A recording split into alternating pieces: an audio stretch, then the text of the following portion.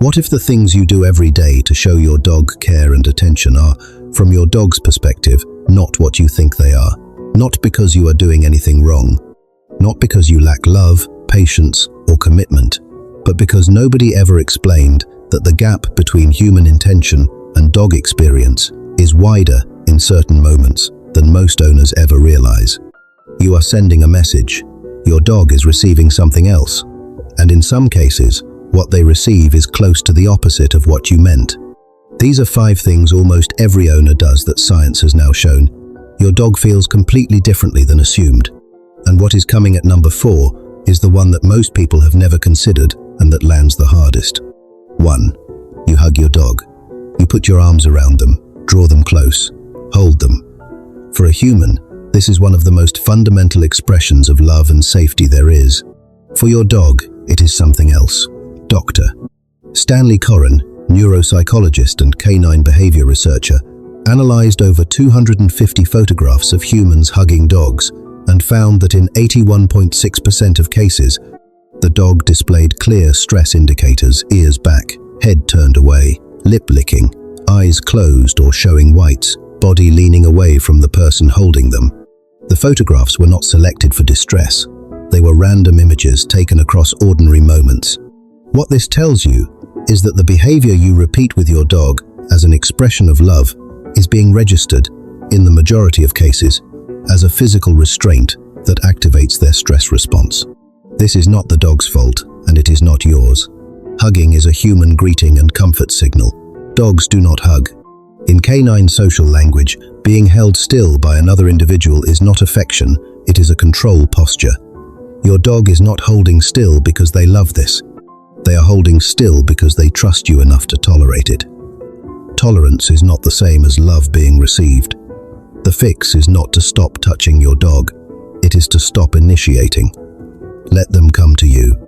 Body contact they press into is the version that reaches them the way you intended the hug to. 2. Sit, sit, sit, S-I-T. If you have ever repeated a command to get compliance, you have been teaching your dog something you did not intend to teach. Research on operant conditioning and canine learning shows that when a command is repeated before the dog has responded, the dog learns that the first word is optional, a warm-up that can be ignored until the tone shifts or the volume rises to the version that actually produces consequences. Your dog is not being stubborn or distracted or difficult. They have been given accurate information about how your commands function in practice. The first word has never reliably produced the outcome. The third word, said with rising energy, is what means now. That is what years of pattern has taught them. The fix is uncomfortable in its simplicity. Give the command once. If nothing happens, do not repeat it, redirect, reset, and try again from a position where compliance is more likely. Within a short time, the first word begins to carry full weight because it has never been diluted by the words that follow. Your dog was not ignoring you. They were responding exactly as the pattern had trained them to. And if this is reframing things you have been doing for years without ever stopping to examine, hit like and subscribe. We take the science of dog behavior and bring it into the moments most owners live through daily without knowing what is actually happening. Number 4 is the one most people have never considered, and it is the hardest one to hear. 3.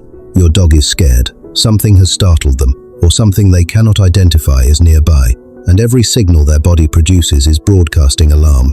And your instinct, the instinct of someone who loves their dog, is to match that energy with care. You reach for them. You use the voice you reserve for comfort. You hold them while they tremble and keep telling them it is going to be okay. You are trying to communicate safety. What your dog is receiving is confirmation that there is something worth being afraid of.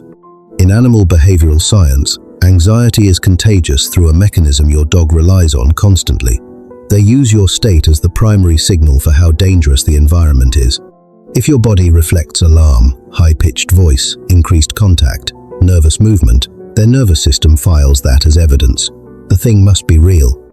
Research into owner behavior during canine fear responses found that owners who remain physically calm, speak in a low, unhurried tone, and behave as though nothing unusual is happening, produce significantly faster fear recovery than owners who respond with emotional engagement.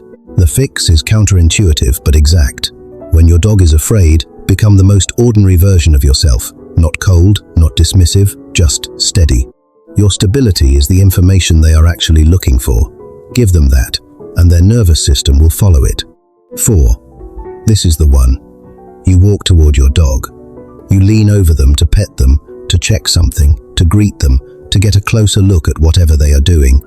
It is the most natural movement in the world. You do not think about it. You have done it hundreds of times in every week you have spent together.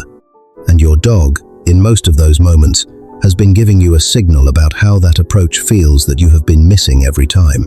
In canine body language, looming, standing above or leaning over another individual is one of the primary postures used to establish dominance or express threat. It is how a larger dog asserts social position over a smaller or more vulnerable one. Your body doing that to your dog is not communicating care. It is communicating a challenge, entirely without your knowledge or intent. Research has found that dogs approach unfamiliar people more readily when the person crouches or turns sideways than when they stand upright and reach down. The same dynamic applies with owners. Your dog may comply because they trust you, but watch what their body actually does in that moment. The slight lean away, the head turn, the ears that drop, the stillness that is not relaxation but managed discomfort. If you see those, you are being tolerated. The fix takes 3 seconds. Crouch. Come to their level. Let them move toward you instead of having you arrive at them from above. What you feel from your dog when you make that change is immediate. They were never opposed to your company. They were responding to how it arrived. 5. Your dog is afraid of something. Another dog, a specific sound, a particular person, a place they have decided is wrong. And your instinct is to bring them closer, to let them see it up close, to show them it is not dangerous, to move them through the fear with your confidence carrying them. This approach has a name in behavioral science. It is called flooding. And the research on flooding versus graduated desensitization has found, consistently, that forcing contact with a feared stimulus before an animal has been conditioned to manage it does not reduce fear. It compounds it. The nervous system does not conclude that the thing is safe when it is overwhelmed by contact with it. It concludes that the thing is inescapable. Over time, forced exposure to a fear stimulus without exit or control can make the anxiety more entrenched, not less. The fix is exactly opposite to the instinct. When your dog is afraid, move further away to the distance where they can observe without reacting. Work from there at a pace they set. What this requires from you is patience on a timeline that is slower than feels natural. But this is the approach the research shows actually changes the underlying fear, not just the outward behavior.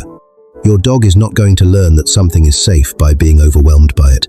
They are going to learn it one voluntary step at a time. None of these 5 things comes from bad intent. Every single one of them comes from the gap between the language humans use to express care and the language dogs use to receive it. You have been trying to love your dog in the way love was taught to you, with touch, with closeness, with enthusiasm, with certainty. Your dog speaks a different language for every one of those things. Not a harder language, just a different one. And the moment you start translating, what passes between you gets quieter and cleaner and more honest. That is what the science is actually for.